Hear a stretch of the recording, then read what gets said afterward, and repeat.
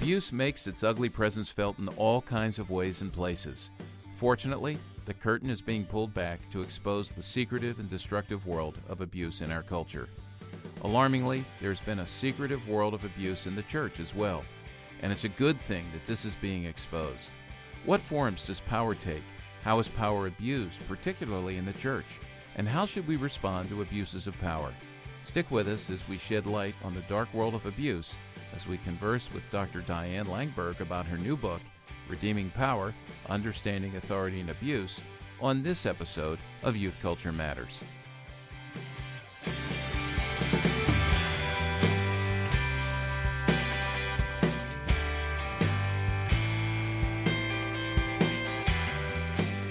From the Center for Parent-Youth Understanding, this is Youth Culture Matters. If you're a parent, youth worker, educator, counselor, grandparent, or anyone else who cares about kids, we're glad you've joined us for this practical, informative, and hope-filled podcast. This is a place where together we talk and think Christianly about the rapidly changing world of today's children, teens, and young adults.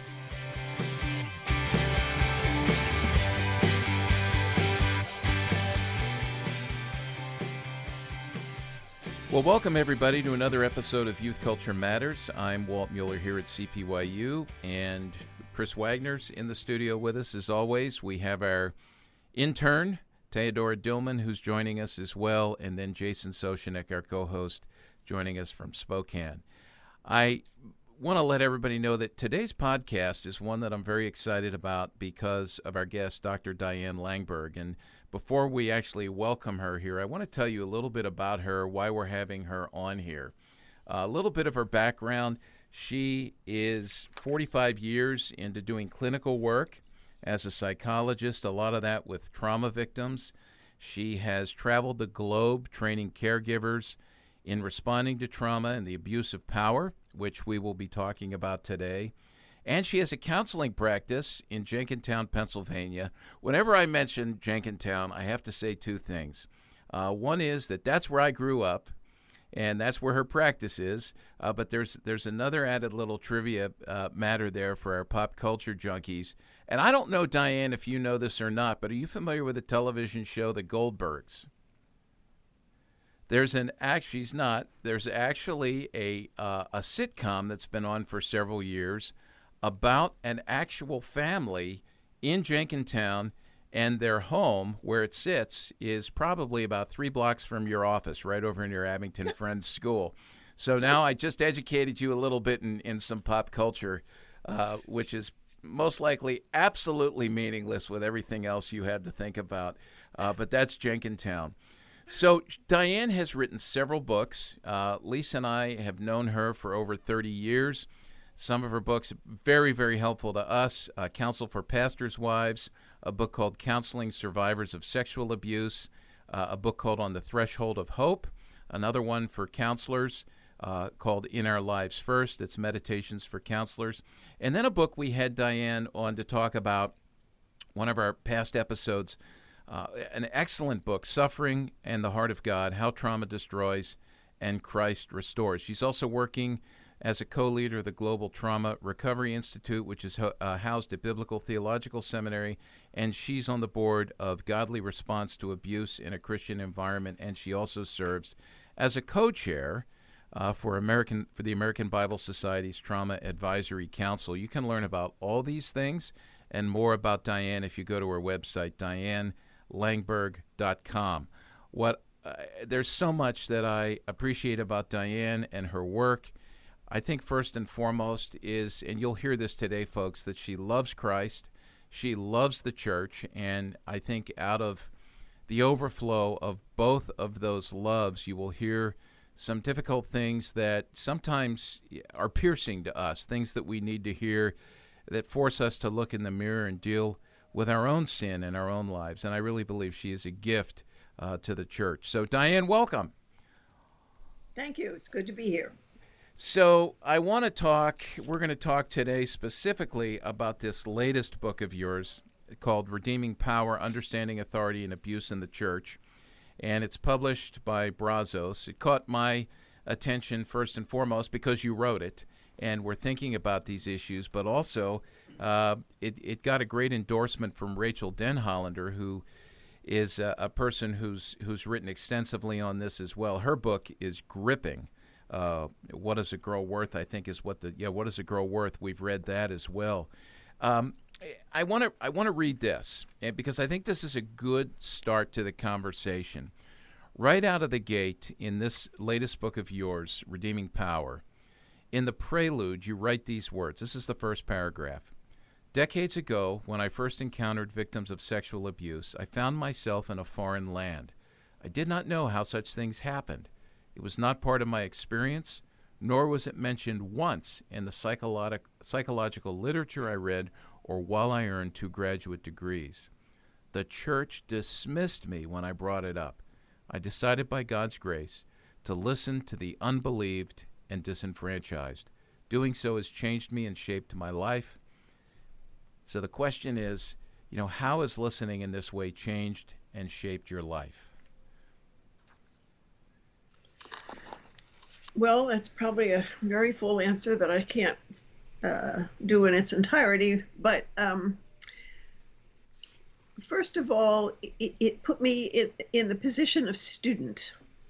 I started working with this when I had a master's degree. I was all of, 23, I think. I was working on my PhD. And you go into the field young and you're going to help everybody and all those kinds of things. And I realized that I needed teachers, and the teachers were my clients.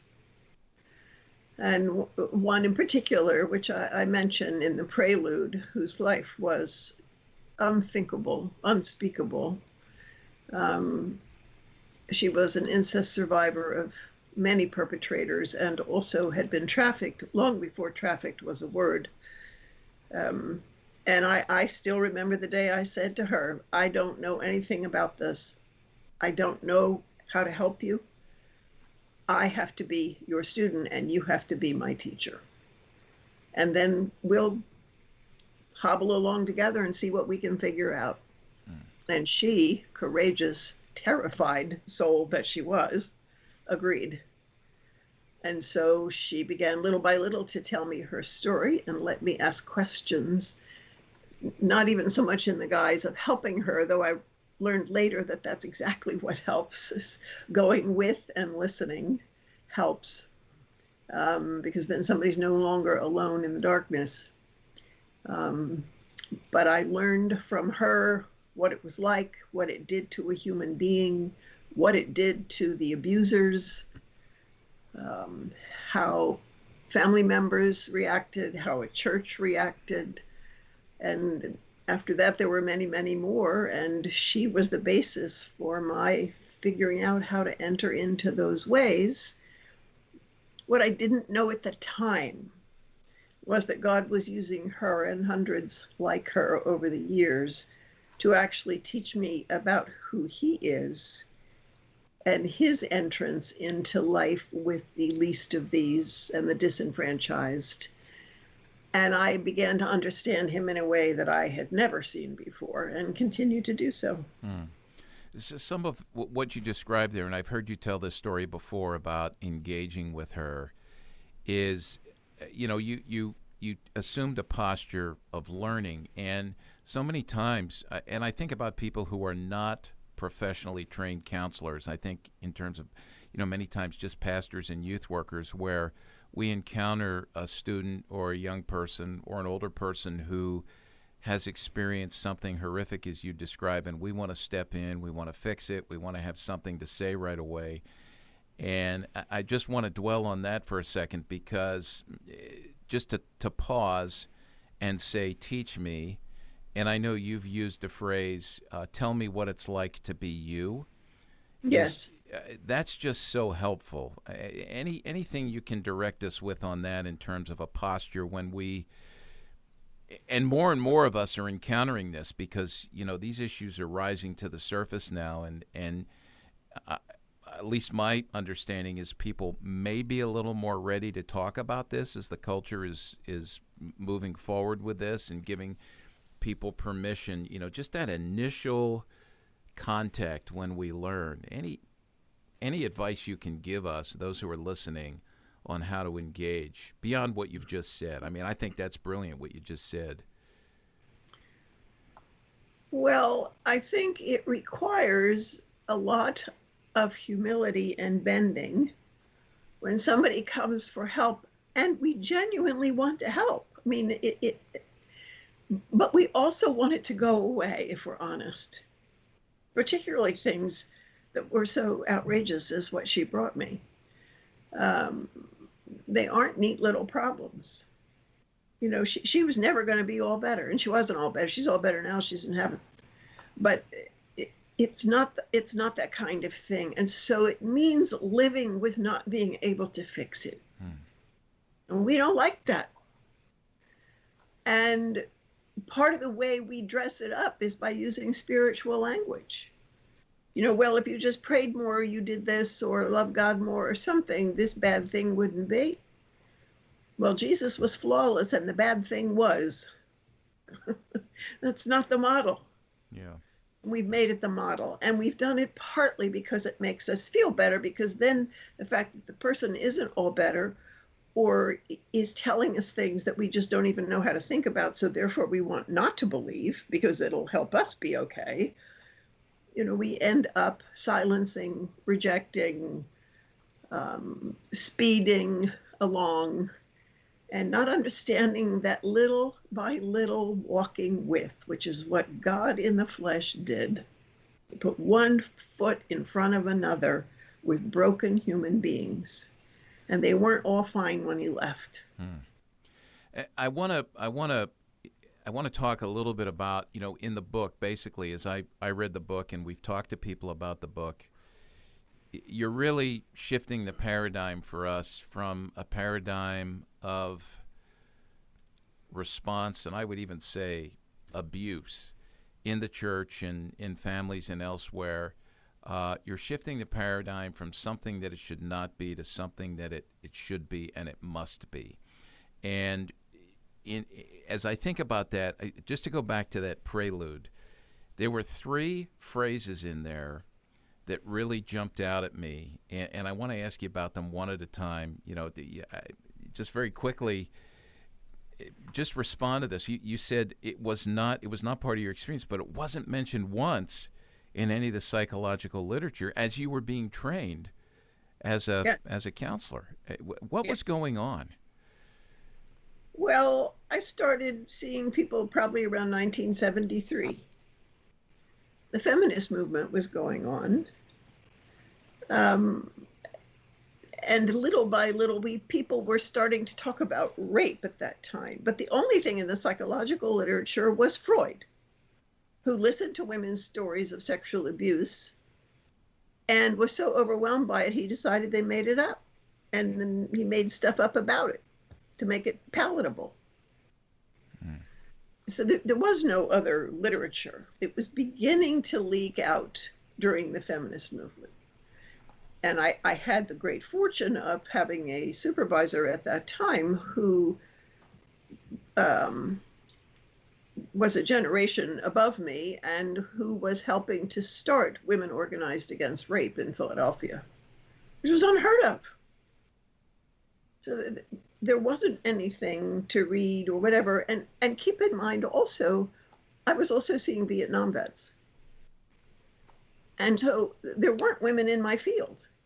I was weird. And the Vietnam vets were coming for help, and there was no diagnosis of PTSD. It wasn't even in the books yet. It became a diagnostic category in 1980. So we didn't understand trauma at all, let alone in females who were traumatized in other circumstances. Yeah. Let me ask you about this second phrase, the church dismissed me. That's part of your experience. And I know that happened then, but I also hear stories of this now. Yes. Just talk about the church, how we failed in this. I know we don't have the whole day, but that's why you wrote the book, right? Right. Well, I learned over time, and I feel very strongly about this, to differentiate between the church as an external system, which is how we typically think of it, and the church as the body of Jesus Christ. They're not the same. There's all kind of people in the system who actually aren't part of the body, and they don't follow their head.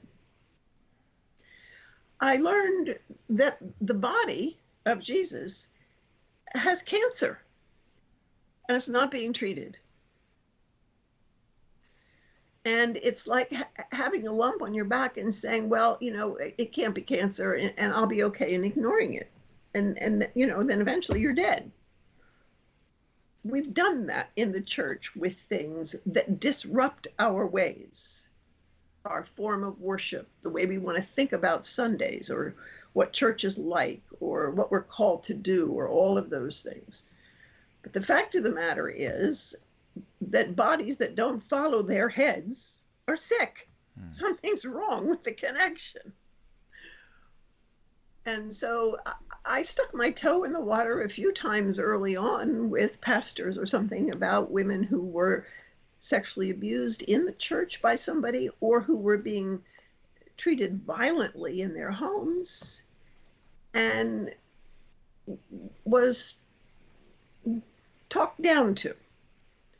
Now, Diane, women sometimes tell these stories, and your job is not to get hooked by them, because they like the drama, they want the attention, and you won't help them if you do that. So I shut up. Well, I didn't tell them anymore. Yeah, and even with the advances in understanding and knowledge, and the willingness of people to speak up and tell the truth, that this is still an issue in the church, right? Just absolutely that response you just described. Yes, it doesn't happen in Christian families. It doesn't happen in Christian churches. So yes, it happens in the world, but not where we are. You misunderstood. So how you can misunderstand the rape of a 6-year-old, I'm not sure, but you misunderstood was said a lot to me. One of the things that I've been curious for a long time is whether or not our rates of abuse, of trauma, are the same today as they were when you began your profession back in the early 70s, or if they really are increasing. One of the things I've always wondered about is whether or not people just didn't have a place to be able to share their abuse, their trauma, back when you had started your profession. And today, I'm hearing more and more of those stories. I'm just wondering if those stories always were there and we just never heard them, or if stories really are increasing around abuse, around trauma. Well, the short answer is I don't know, but I'll give you some thoughts anyway. That never stopped me. You're like us. That's great. Just so you know that to the best of our knowledge at this point, 1 in 4 females, 1 in 6 males are sexually abused before age 18. Now, that's what we know. There's a lot of 4-year-olds and 6-year-olds and 8-year-olds running around that haven't told anybody, not to mention 16-year-olds and whatever. We're hearing more because there are places to talk about it. And it isn't even that there are places to talk about it that are safe, like the church. There are some like that, but there's a long way to go. But you think of things like Me Too. There's a place where people are not only safe, but they actually get it. So lots of people are talking that wouldn't be talking. It doesn't change the numbers. It may change our knowledge of the numbers. If you're aware of the whole mess with the Boy Scouts, they just bumped that number up to 90,000. And they bumped it up because more are coming forward. They were always there, but they didn't speak. And we have no way of measuring who hasn't spoken. But given the vulnerability of people who are victimized, whether they're children or vulnerable in other ways, they're always going to be perpetrators who feed on the vulnerable. That's part of what the human race does.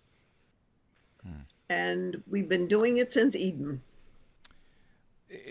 So I don't know whether it's more or less. I know it's a lot, and I know we still don't fully know. Oh, go ahead, Jason. Well, there is something that you discuss, and it's around the vulnerable in the church, and the dynamic of the church is supposed to be a sanctuary for the vulnerable, but it becomes a sanctuary for the powerful. And so you're kind of engaging in some of that, and I would love you to go a little bit further with that, with regards to that very statement. Well, if you think of the scriptural narrative, the church, the people, are lambs. And the scriptures are very clear that there are wolves. And it's also very clear that the wolves come in the pens where the lambs are. And I don't think, we don't like to be vulnerable human beings, and we don't like to think of the people around us as being vulnerable. And we like to sing songs that are triumphant. Not that triumph isn't part of our faith, it is. She's not here yet. But when you look at the people that fled to Jesus, they are the vulnerable ones. They're the ones who had no power. The ones who had power didn't like him very much. And the synagogue there, the temple in Jerusalem, protected those who had the power. It makes us feel good. We're the big people, we're the right people, we're doing this thing well, we know the right answers, we figured it out. If you tell us your story, you messed that up, so be quiet and go away. And so I think that dynamic was there then, and it was there in Jeremiah's time, and it's going to be here till the end. You know, but I think the call to the church is we follow a vulnerable Savior, and we're called to be like him. And we should never, in the midst of his place that is existing in his name, suffer wolves, protect wolves, name what they're doing something else so it's palatable. That's diametrically opposed to the character of our God to do that. Yeah. Yeah, I've heard you speak multiple times and talking about sheep and wolves. It's very effective. We're going to take a break.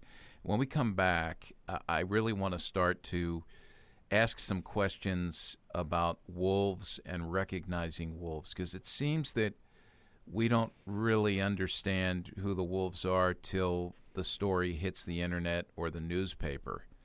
And I'd love to hear about that, because ultimately, you know, warnings about wolves are helpful. And I think even, you know, we are sinful, broken people, and to be able to look inside and to see, you know, the wolf inside, let's say, with our sin that rears its ugly head, we have to reckon with that. And so when we come back, we'll spring off. We'll talk about that. We're talking to Dr. Diane Langberg about her new book, Redeeming Power, Understanding Authority and Abuse in the Church. We'll be right back.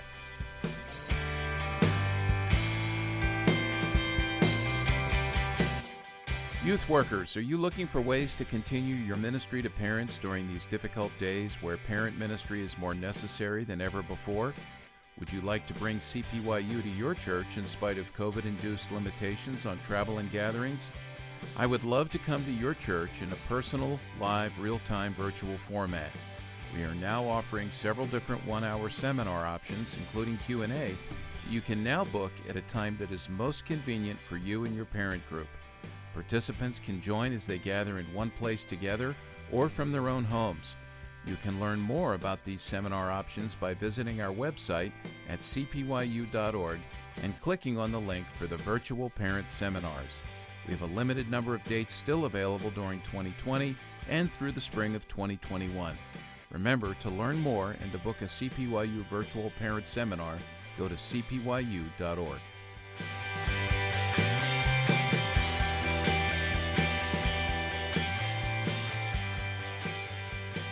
Well, welcome back to Youth Culture Matters. We're talking to Diane Langberg about abuse and power in the church. And before the break, she was talking about sheep and wolves and recognizing sheep and wolves. And I want to pursue the wolves, if we can, for a little bit, Diane, because recognizing this is important. It feels to me like, or it seems to me that it's almost like a week doesn't go by now that there isn't some story about somebody who's well known, sometimes a celebrity pastor, who has been outed for being a wolf and for preying on typically women in the church. We've seen it go the other direction as well, in terms of sometimes women in power in the church. It's certainly not, at least to my knowledge, not as prevalent at all, but we hear these high level stories of people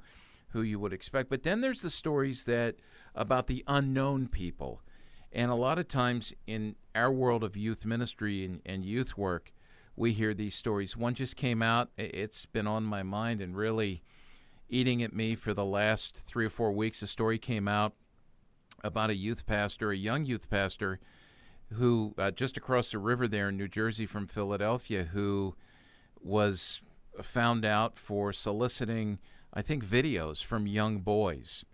And, your heart breaks when you read this, and you read that this person has a wife and has little girls, little daughters, and you're just wondering, what is the dynamic here? I know we need to understand sin, but give us some advice here. And what I'd love to hear first is, how do we start to identify this? What contributes to this? Are we actually feeding this in the way that we elevate certain people and put them in power? And then also, what would you say to us, especially to younger youth workers who are just getting started? I think words of warning that would help us understand our sinful tendencies, to direct us away from this, to lead us to our head in the church and to really follow Christ in this, in obedience. I hope that's a clear question. This stuff makes my head spin. Yeah. You're right. Please don't call me out like that. We're very good at asking more than one question. That's right. Yeah. Go ahead. I'm thinking out loud here, and I want you to respond. It wasn't a question. Respond to my statement. Pick a question, any Yeah, question. That's good. We'll spin the wheel. Well, let me go back to the beginning, which I do this in the book a lot. We have human beings in a garden, and everything's perfect. There are no wolves. And a wolf shows up, only he doesn't look like a wolf. He's an angel of light. And he basically says, you want to be like God? And the answer is yes. They were created in his image. There's a longing to be like him. It's a good and proper longing. Okay, well, the way you can be like him is taking this thing over here that he said not to take. He didn't really mean it, and it will help you be more like him. We've been doing that ever since. So we are easily deceived creatures. And we are, in the Christian world, particularly deceived by Christian language. And so if you use Christian language, I assume goodness. And, youth pastor or head pastor, whatever, I'm exhausted. We just had a new baby. My wife isn't paying any attention. I'm struggling with depression. You're such a good listener. I can't tell you what being with you means to me. It's like a breath of fresh air. Well, guess what's going to happen? And it's going to happen because the pastor in that instance is already feeding off the sheep. He's hungry and he needs to pay attention to that. And there are reasons for his hunger and he needs to pay attention to that. But he's already feeding emotionally off the sheep. And the sheep feel special. Somehow they have something that will help the shepherd, which will help everybody. How can that be bad? So what you have is hunger, often for good things, or you have wounding because life does that to us. And people reaching out to care for those wounds or to feed that hunger and deception. What I'm doing is no big deal. I just told a parishioner that I'm tired, and what's wrong with that? Well, ostensibly nothing. But it's a step on a path. And that deception is, I did an okay thing. And so rather than saying, oh my gosh, I'm really hungry because the fact that I did that with somebody that doesn't have that role in my life is an indicator, and I need to get some help. I need to drag it to the light and get some help. That's often what we don't do because we're hungry and it made us feel better. It's like a drug. So we want it again. And, by and large, there are always exceptions in human nature. But by and large, people don't wake up in the morning and decide to have affairs with 6 women in the church. I mean, it doesn't happen like that. It's little by little, inch by inch, painted with deception that we can accept. God's blessed us. We have 3,000 people in the church. Look what he's done. It's going well. I don't want people to know that I'm feeling this way because it won't be helpful to them. They're rejoicing in what's happening. And then you start to isolate. So part of it is, at least in terms of churches, that shepherds forget that they're just sheep. They're not really the shepherd. They work with a shepherd. And so we think of people in leadership in the Christian world as separate from everybody else. And as soon as you do that, as soon as a sheep is separate from the flock, it's dead. That's what wolves do. Yeah. And we do it little by little, emotionally and in our heads, and then in our actions. And then all of a sudden, I can't tell you how many pastors I've had sit on my couch over the decades weeping and saying, I don't know how I got here. As you have talked to pastors over the years, and obviously, you're counseling after they've gotten themselves through their decision making in a mess.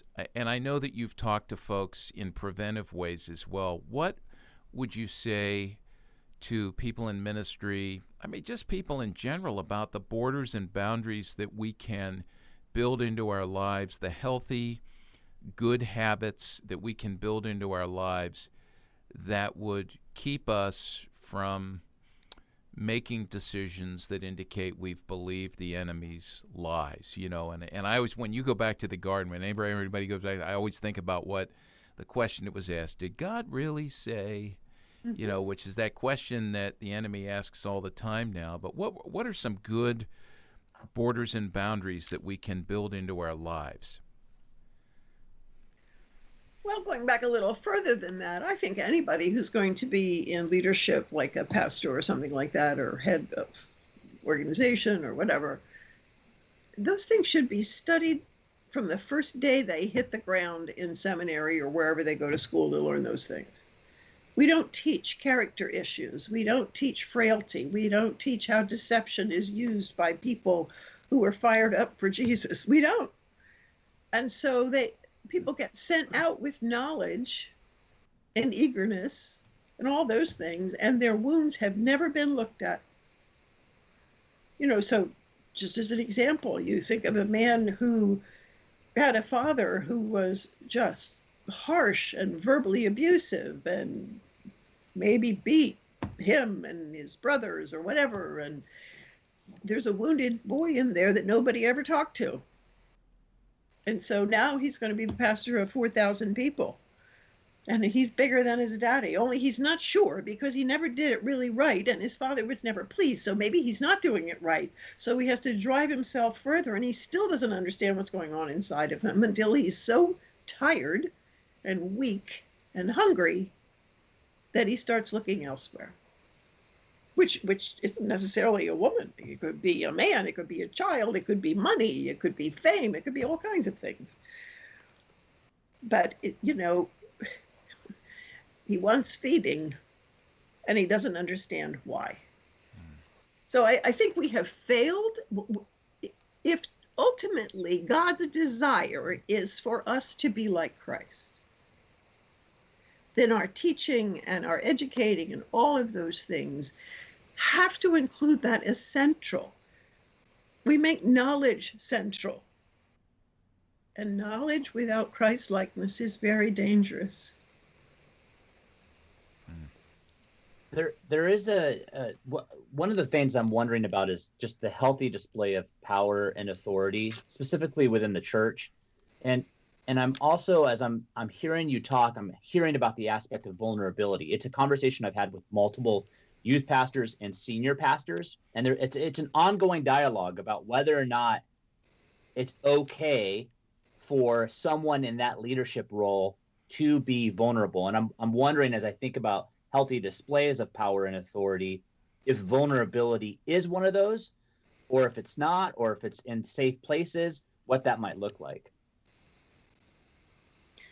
Well, I mean, you can't just stand up in front of a huge congregation and start talking about it. That's not good for you or them. And, it'll make a big mess. But I've known groups of pastors who have faithfully met with each other on a regular basis for years, and a place where they can speak the truth. And also a place where somebody will, kick them to get help if they need something other than that group. Nothing is foolproof. You can lie to anybody, You can get yourself to look good to yourself and everybody else and not be good.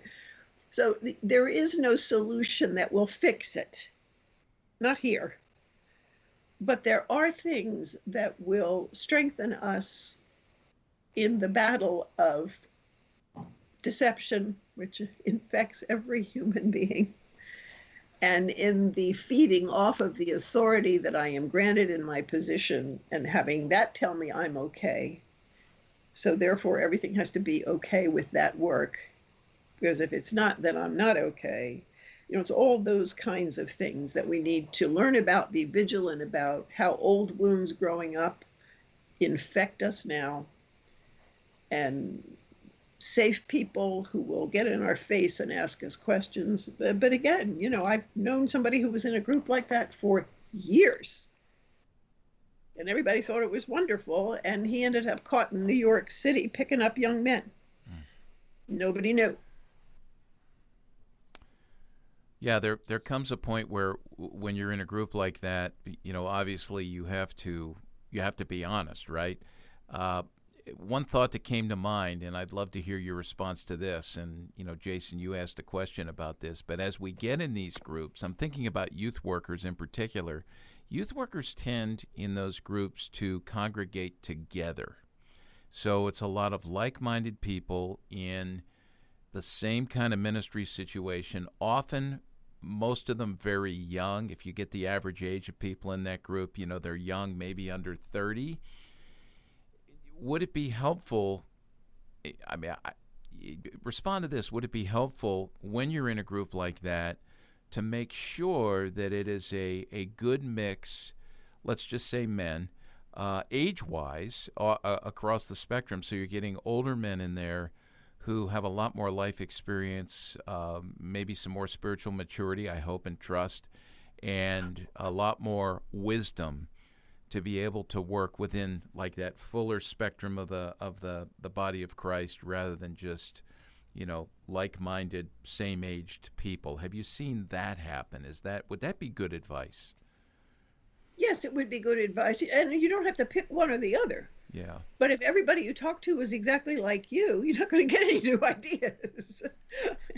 You're not going to get scrutiny. You're not going to get, you've been talking like that for the last 3 months, and it's, peers aren't very good at that with each other. They're better at encouraging. They're better at applauding. They're better at feeling better about themselves because the other person's doing the same thing. So it has to be a variety of things. There isn't one way. But the bottom line is we are all steeped in deception as human beings. It's been in us since the garden. It's not going to go away from anybody. And so we have to learn to reckon with that as a truth about who we are as humans and make choices throughout our lives that fight against that. Knowing sometimes we won't win, but we're sure going to go down fighting. Yeah. Well, we're going to take a break. And before we take the break, I just want to say that anything we mention here on the podcast, as we always do in terms of resources, Chris will, on our homepage at cpyu.org, for the player for this page underneath, he will list everything, including links to Diane's website, dianelangberg.com, and then also links to her books and other resources. And I want to mention that one of the great things on the internet right now, YouTube and podcasts and things like that, Diane has a wealth there. I mean, all you have to do is put her name into YouTube, and you are going to get some great opportunities to learn from her. There's some wonderful teaching videos on there. Lisa and I have had a chance to sit in on some of her seminars, and I will tell you they are excellent. They are worth going through as a church staff. They're worth going through if you're a youth pastor with your volunteer staff, and so we'll include the links to some of those as well. So just check that out at cpyu.org, and we'll be right back.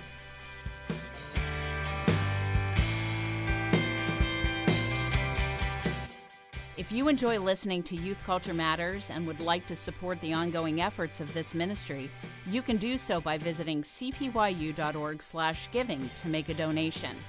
Your prayers and financial support make this podcast possible.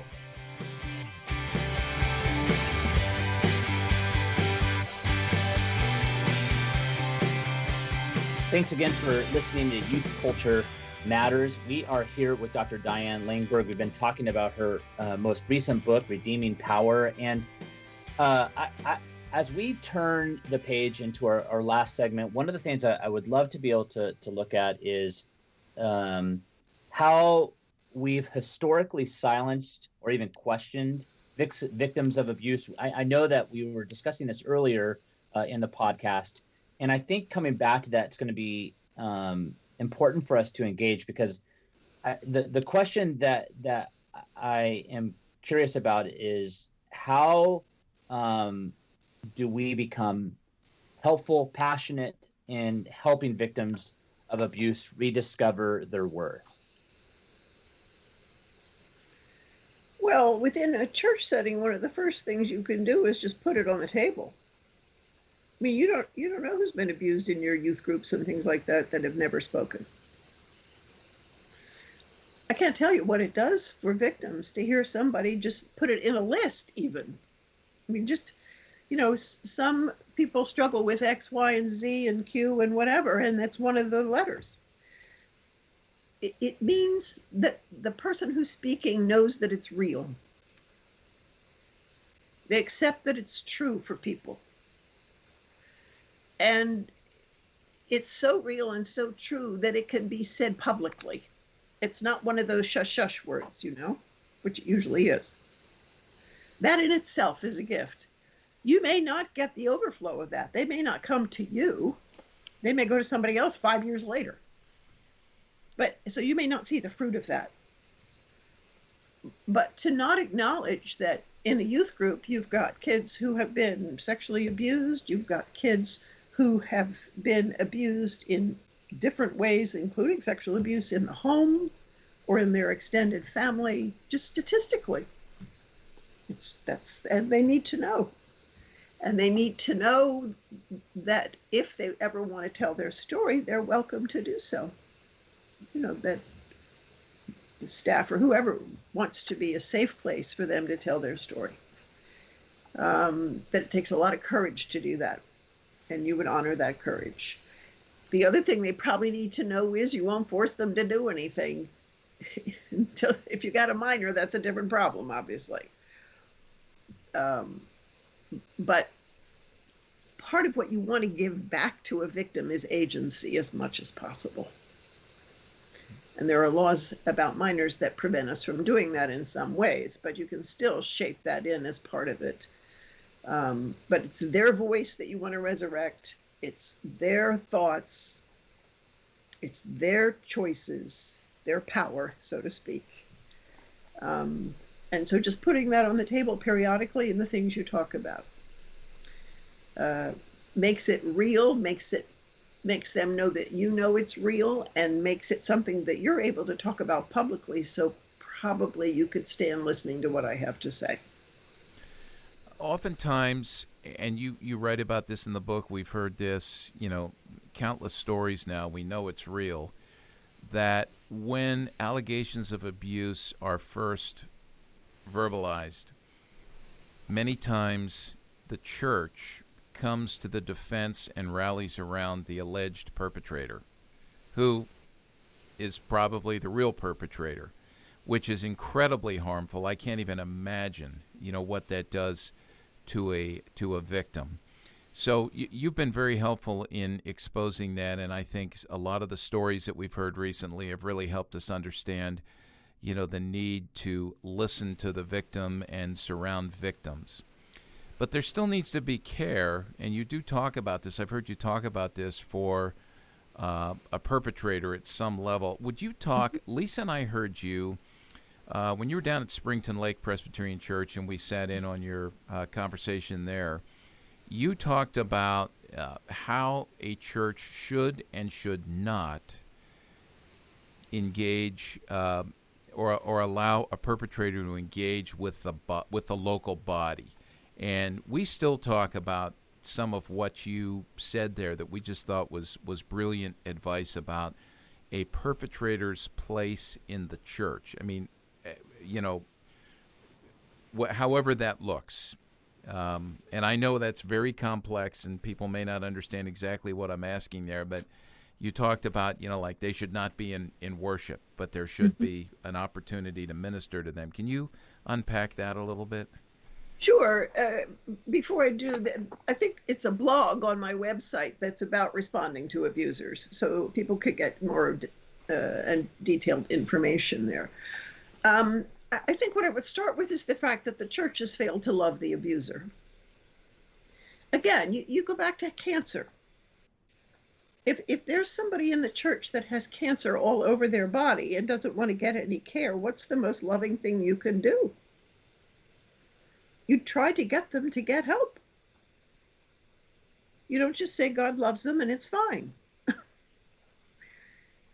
We want to say God forgives and you need to forgive too and everything's fine. It isn't fine because it came from a deceptive heart and mind that has grown hard over the years, or it wouldn't have perpetrated against a 6 or 12-year-old girl.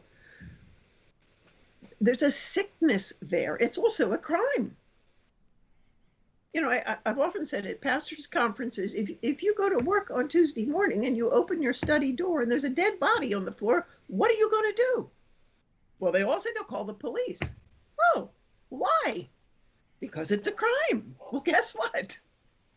A 12-year-old girl in your office who says, my uncle so-and-so, who's your lead elder, just did this to me, and you don't call the police, and it's a crime, you have now done something illegal. So we don't get that, number one. Two, again, the infrastructure in the abuser is killing him or her. And we are not facing that. So he cries, he says he's sorry. We want the victim to say they forgive them, and then everything's fine. But if, let's again take the abuser of minors, okay, so now he's forgiven, he can come to church and he's going to stand in the pew and sing the songs and read the scriptures and listen to the pastor and be feeding off of every child in that church with his eyes and his brain, and nobody will know. And they have put him in a position of no care that allows him to destroy himself further. That's not what love looks like. So, I often suggest that churches meet with the abuser separate from the sanctuary for the sake of the abuser. There's no children in the house. There's no children anywhere, especially with a pedophile like that. You protect them from their disease in hopes that there can be healing over a very long, slow time. That's good. Let me shift here, and since the book is about redeeming power, are you able to give us a definition of power that would be helpful for us in terms of how you're talking about power here? And then what are some of the ways that we do abuse our power in the church? Let's think specifically about leaders. Well, power is basically just having some kind of impact. And I start the book out with the infant just brought home from the hospital who cries in the middle of the night and has the power to raise up two adults who are exhausted and want nothing but sleep out of bed to go and take care of the infant. That's a lot of power. And so power means what I do affects you. So we all have it. We all misuse it. And most of us don't understand it very well. So there's various kinds, and they're talked about in the book. One is position. You know, if you're the CEO, you've got power. If you're the pastor, you've got power. One is knowledge. If you know more theologically, you can do circles around other people, or if you know more about engineering or whatever it is. There is emotional power. If you know how to use your facial expressions, your words, and other things to disrupt, to shame, whatever, or to help somebody flourish. You have emotional power. We have economic power that is often used and misused. And that's part of the whole church stuff that we're reading about, is the economic power that's been abused. And there's more kinds than that. Obviously, physical power, that's, you know, if you weigh 245 pounds, somebody else weighs 75, the big guy's got the power. So most people have power in multiple ways. And human nature uses power to take care of self. That's what we do. Whereas if we look at the life of Christ, who says all power is his. So whatever I've got is a derivative of his. It's actually not mine. He gave it to me to use on his behalf. So all power is his, and it is to be used on his behalf, manifesting his character so that human beings are blessed and flourish as God intended in the beginning. Do you find that in today's world we are uniquely suited through technology, social media, the ability, you know, we have 11, 12-year-old kids now who their main goal in life is to become a YouTube influencer, you know, make lots of money, get lots of followers, influence a lot of people. I think that's power. Do you find that our world today is uniquely suited to provide us with avenues to pursue power and the abuse of power, and maybe that's played into a lot of what we're seeing with quote-unquote celebrity pastors who just get the following. You know, that feeds the ego, right? I just asked 100 questions again. I'm sorry. That's okay. I'm getting used to it. Send me the bill. Yes, it's also a distance from the power that you're abusing. So you can put something up on social media that can influence thousands or millions of people, but you don't have to listen to the outcome. If you don't like it, you erase it. You don't have to live with them. You don't get their feedback, really. Not living together in the flesh as part of a body or a marriage or whatever it is. And so I think the danger increases exponentially because you have huge power, and the more you seem to have, so let's say by number of followers, the more other people are drawn in. So it feeds off itself, it grows. And there's no true human feedback It's very spotty when it happens. And so the idea of self-examining what you just threw out there to a million people is not happening. We're not very good at that anyway, even when somebody's sobbing in front of us because we just socked them. So if we're not good at it, it's very, very easy to learn to wield that power and not feel anything, which is terrifying. Yeah. How about redeeming power? I mean, that's what the book is about ultimately. And at the end, in the last couple of chapters, you really work to unpack that. Help us understand, as people in ministry, as parents, what's the best way to use power redemptively? Well, I think part of it is that humans think of power as an external thing. Its words, its actions, its outcomes, it's all of those things. But the way that the scriptures talk about power and the way that it is manifest in the person of Jesus Christ is that it is internal. It is internal, and it is expressed according to the character of God. Which means if I have redeeming power in my life, I will grow in humility. I will grow in compassion. I will learn how to bend down for the least of these and do it with kindness and respect. It's funny, you hear about these big mega pastors and their failures and everything blew up and everything. You never hear anybody say they were so kind. Mm-hmm. You go back to Galatians and the fruit of the Spirit. That's the fruit of redemptive power.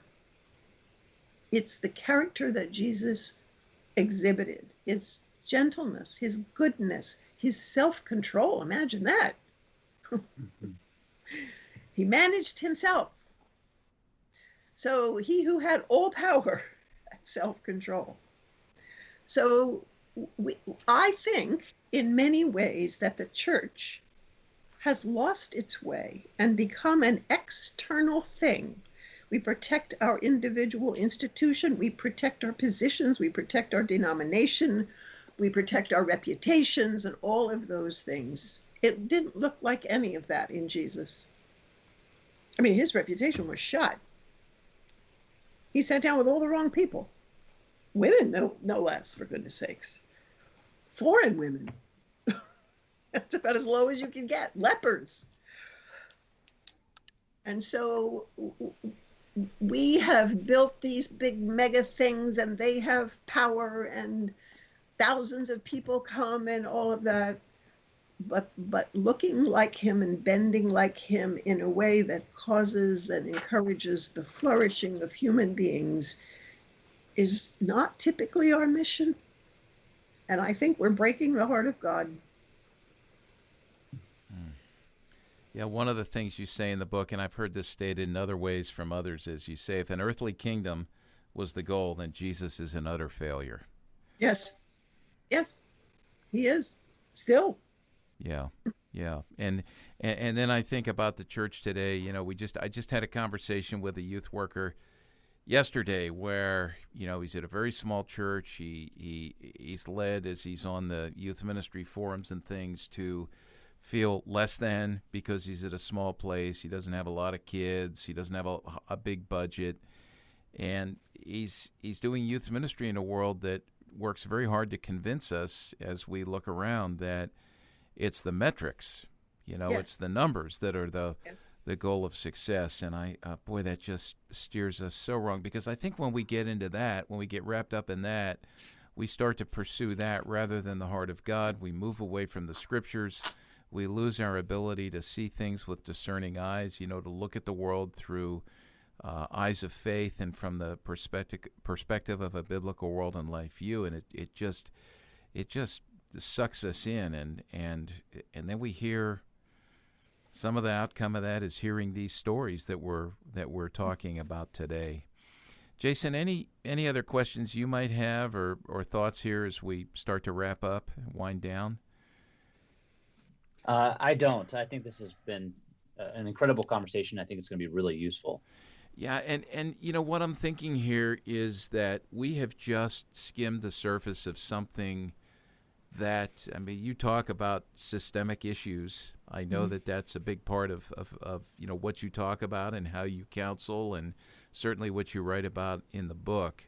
We want a good system. We want a redeemed system, and listening for a few minutes to a podcast really isn't going to take us there, but it can start us on that journey, and that's where I really want to recommend that folks read what you've written, Diane, not just here in this book, Redeeming Power, Understanding Authority and Abuse in the Church, but to go back to your other books and even those things that you've put up there on the internet. There are certain voices, I'm going to say, I don't say this about everybody, but there are certain voices that God's given us in the church that come with great experience and wisdom born out of experience and a heart for the Lord that we need to listen to, especially in this time that we're in right now. And I truly believe your voice is one of those. So I'm grateful that you're speaking. I'm grateful that you're writing. I'm grateful that you're continuing to speak and to write, and we'll encourage you to continue to do that. Any parting words for those who are listening? And I'm thinking especially of youth workers today who listen into this podcast. Well, one is more of a practical response to the youth pastor you were just talking about a few minutes ago. It doesn't occur to him, and may not occur to anyone, to tell him that perhaps the smallness of his world is his gift from God. Number one, it is protection, unless he lets it derail him because he sees it as negative. And number two, it will give him insight and relationship with these young people that might be more than they get from their parents or from any teacher or anybody else. So it can be a life-shaping work, which if you have 1,000 kids sitting in a room, it's probably not going to be that. That's, again, not how Jesus did it. He did the small group thing, and we're here. So I think that we need to remember the value of small. We've lost the value of small. And we need to remember that the church is a living body. It's not a denomination. It's not a building. It's not fame. It's a living body where all parts follow the head and do so by demonstrating the character of the head, so that the word is yet again made flesh.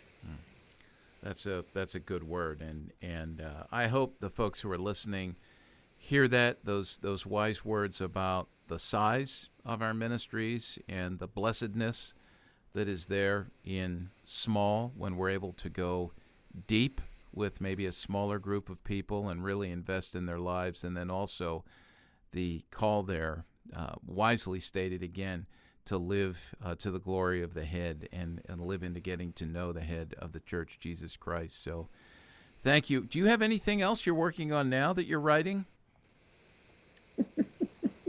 Anything that's not top secret? Yes, I have some things twirling around. I still need to recover from this one, but so that's first. Yes, I feel your pain there. I felt that before too. People say, "What are you writing now?" And you just go, "Nothing." Right. But those, I work in my head for a long time. I know. Shows up. Yeah, so. I have little Post-it notes all over my desk and file folders with titles and notes, and they sit there, right? They get added to every now and then. But I look forward to what's next. So thank you for what you've done here. And again, I want to recommend this book, Redeeming Power, Understanding Authority and Abuse in the Church. And let me just say, this would be a great book for your church board, your elder board, to read together, for your staff to read together, because it is addressing issues that need to be addressed in today's world. So, well, we will thank everybody for joining us. Chris, thanks for running the show here behind the scenes and making sure people can hear us. Theodora, our intern, has been here taking copious notes. We'll wait for her book in a few years, I'm sure. And Jason, thanks for coming in. And Diane, again, thank you for what you do and for joining us. And so We'll say goodbye to everybody, and we'll see you on the next episode of Youth Culture Matters. Thanks for joining us for Youth Culture Matters, a podcast from the Center for Parent-Youth Understanding. If you'd like to learn more about today's youth culture, visit our website at cpyu.org. And if you have any questions, comments, or feedback, email us at podcast@cpyu.org.